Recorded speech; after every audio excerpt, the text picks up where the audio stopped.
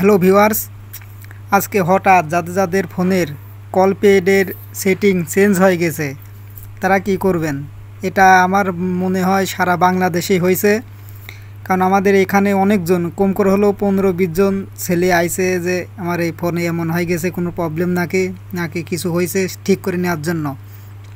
আসলে এটা নতুন আপডেট আইছে, এটা যদি কেউ ঠিক করতে চান ঠিক করা যাবে, আবার পুরাতন জায়গায় ব্যাক যাবেন, তবে এটা আপডেটটা রাখাই ভালো। তারপরও যদি কেউ মনে করেন না এটা রাখবো না, আমি পুরাতন যেটা ছিল সেটাই রাখবো, তাহলে কি করবেন? হ্যাঁ, এটারও করতে পারবেন।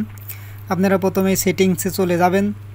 সেটিংসে যাওয়ার পরে আপনাদের অ্যাপস ম্যানেজমেন্ট অথবা অ্যাপস, এই যে এখানে দেখতে পাচ্ছেন অ্যাপ ম্যানেজমেন্টে ঢোকার পরে অ্যাপ লিস্টে যাবেন।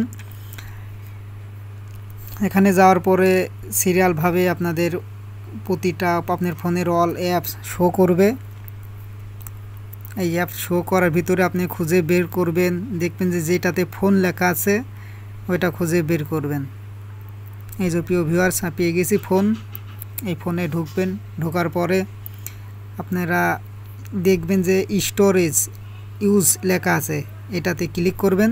ক্লিক করার পরে দেখবেন যে ক্লিয়ার ডাটাতে ক্লিক করে ওকে করে দিবেন।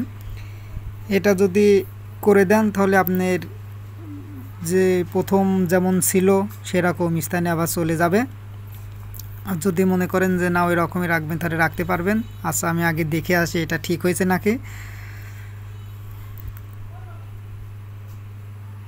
এই দেখুন প্রিয় ভিউয়ার্স, আগের মতো হয়ে গেছে। ওইটা আসলে আপডেট ছিল তাই হয়ে গেছে আপডেট। এটা যদি ঠিক করতে চান এভাবে ঠিক করতে পারবেন। ভিডিওটা যদি ভালো লাগে, যদি উপকার হন, তাহলে অবশ্যই চ্যানেলটা সাবস্ক্রাইব করে পাশে থাকবেন। নতুন নতুন ভিডিও পেতে অবশ্যই আপনাদেরকে হেল্প করব। ধন্যবাদ, সবাই ভালো থাকবেন। আসসালামু আলাইকুম।